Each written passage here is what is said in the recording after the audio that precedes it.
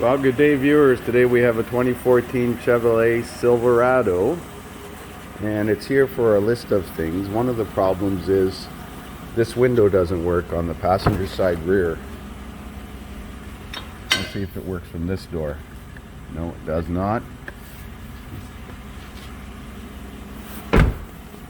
So that's the first thing we want to do, is confirm the problem.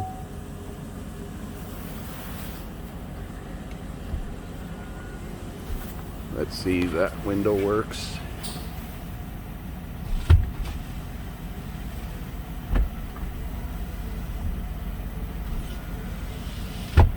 Passenger side one, up, down.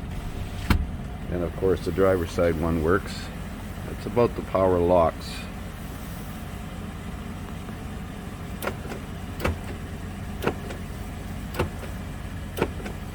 Okay, well, it won't let me lock it with the door open.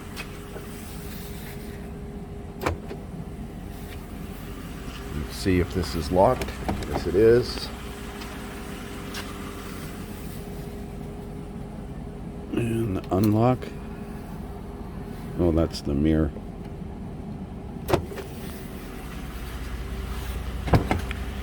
Okay, I'm pretty sure that this switch is Lin Bus, so we're going to scan this thing and see if there's any codes.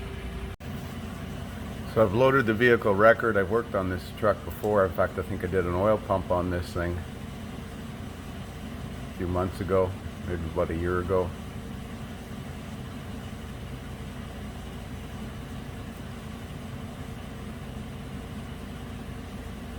$205,000 kilometers. Let's do a network code scan. See what codes it has to offer.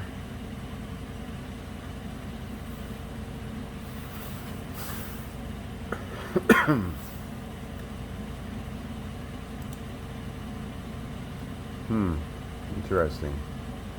Left rear side impact sensor, invalid serial data. Would that be in the left side door?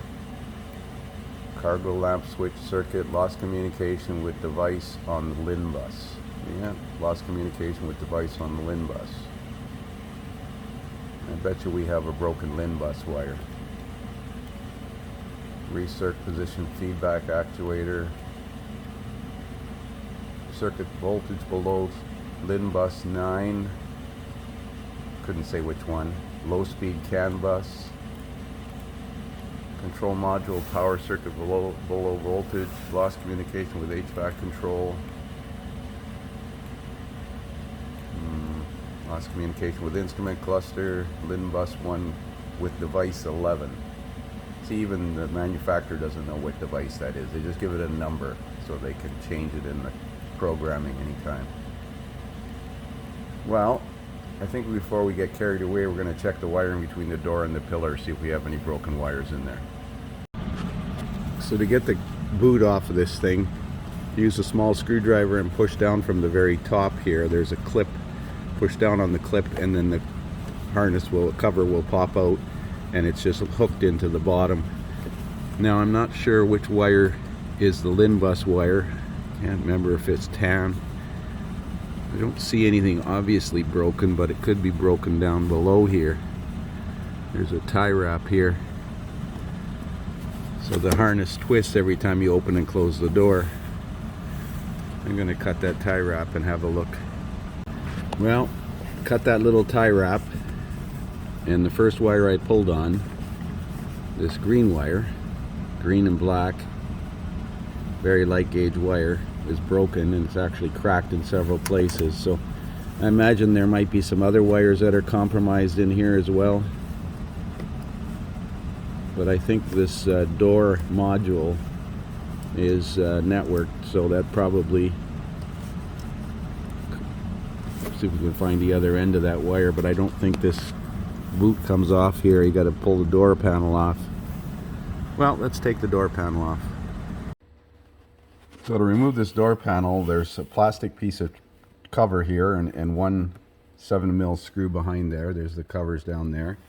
Then there's another plastic piece here, 2 screws under there, and 1 screw under the very bottom down here, somewhere down here. right there.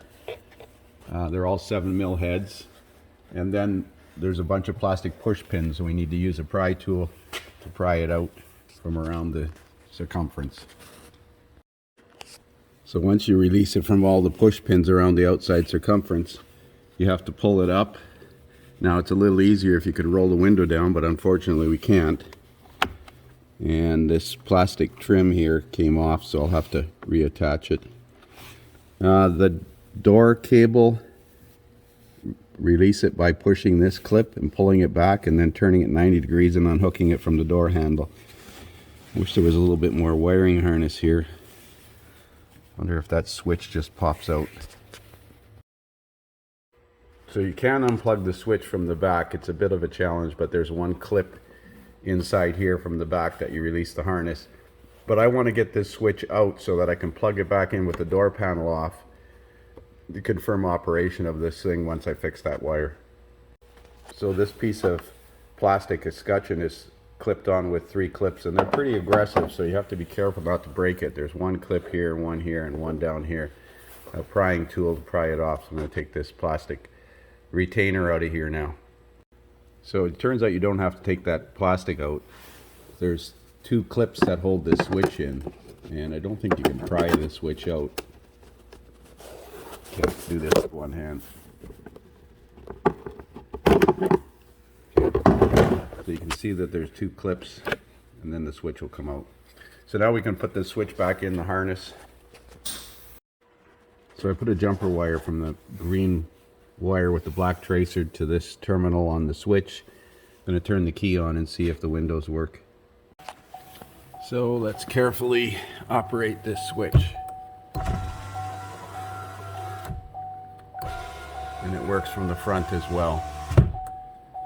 So I'm sure that that's all that's wrong is that one broken wire, but there's probably some other ones compromised in there. Now to fix this, you're going to price a door harness, but fixing it and splicing it in that harness where it's bending is going to cause a potential failure very shortly after. So we're going to, first of all, before we condemn the harness, we're going to price it.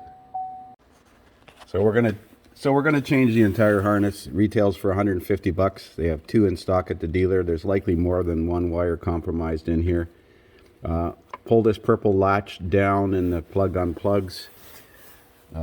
Take the bracket off of the door handle with 2 7mm bolts. Peel the sound deadener away.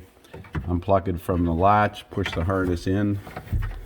There's a bunch of push pins that retain the harness. There's a crash sensor here by the looks of it. The connector. Push this harness in. Take the speaker off. Note that the speaker screw is a different screw, so I stuck it on the back of the speaker. And you have to take the speaker out because there's a clip on the back of the speaker. Pretty straightforward. So you need to remove the front window regulator guide or window guide. There's 1 bolt here and 1 bolt here, and it just comes out of there. And that's because the harness goes up against the back of that bracket. So we're going to peel this harness apart and see what it looks like inside. So it's not easy to get this thing apart. You can't pull the boot off over this connector, and the wires go through this 90-degree elbow, which is right up against that window channel. So you're going to spend at least an hour and a half trying to fix this, because you'd have to make a splice in that wire inside here and then run a new wire up to this connector and a new terminal in here. So I think changing the harness is the proper repair, even though it's not redesigned, so it's going to fail again. But it lasted 7 years, so another 7 years and the truck will be done. So that appears to be the part number for the wiring harness. We're going to take it out of the box and compare it to the original. So at the very least, make sure that all the pins are populated in both connectors and that they are the same. That's the new one. That's the original one. So the 2 bottom pins and 2, 4, 6, 7, 8, 9 at the top. 2, 4, 6, 7, 8, 9 and the 2 bottom pins. And we'll look at the rest of the connectors to make sure. Let's put the harness in. So that's the wiring harness installed. Push it in, through the grommet there, relatch the connector, snap the bottom in first and flip the top in. Make sure these little push pins from inside the door on the harness that secure the harness all the way around connected to the speaker. Here, here, here, here, power window motor. Crash sensor, I think that is a crash sensor for the airbag down here. And then the door latch assembly lock and probably door latch switch. So everything should work now. I'm going to turn the key on and see if everything works, and also try the passenger side because he said it was intermittent, but he had the lockout passenger switch on. Well, everything seems to work.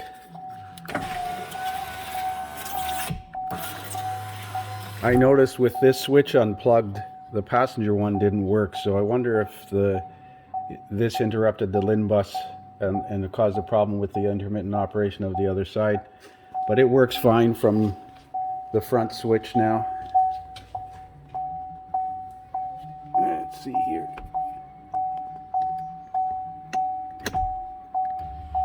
Oh, that's the front. That's the rear. Express down. There's no express up on these.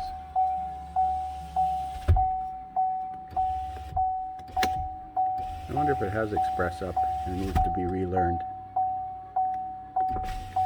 There's express down. No, it doesn't appear to have express up. Well, we'll put it back together, put the door panel back on, and clear all the codes. Okay, so I'm going to do a network code clear.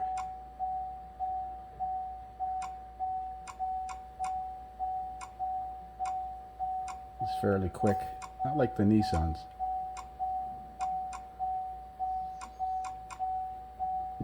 "18 modules, code cleared." And we'll do one more code scan, post scan, see if anything comes up. I don't know why it's having a hard time focusing.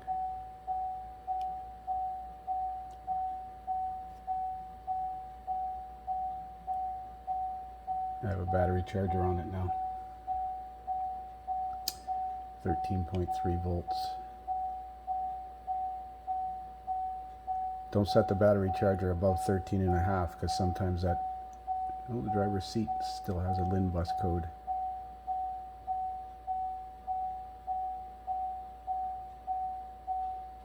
Well, let's go in here. ECU not found in database. Codes and data may be incorrect. Okay.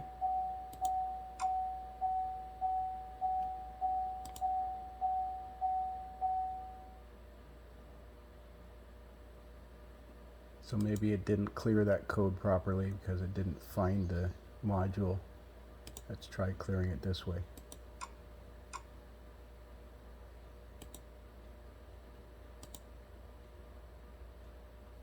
Good. Everything seems to work. We'll call this one fixed. Thanks for watching.